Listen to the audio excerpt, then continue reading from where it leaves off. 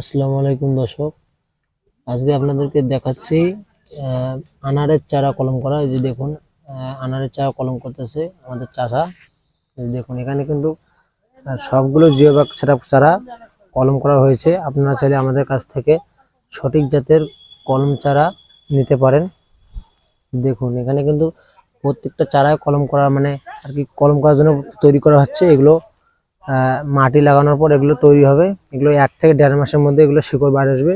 তারপর আপনারা আমাদের কাছ থেকে সঠিক জাতের চারা নিতে পারেন। যে দেখুন, সবগুলো কাটা তৈরি করা হচ্ছে। আপনারা চাইলে আদর্শ মানি নার্সারি থেকে সঠিক জাতের কলম করা চারা নিতে পারেন, কলম করা আনারের চারা। যে দেখুন, আমাদের চাচা কিন্তু কলম করতেছে।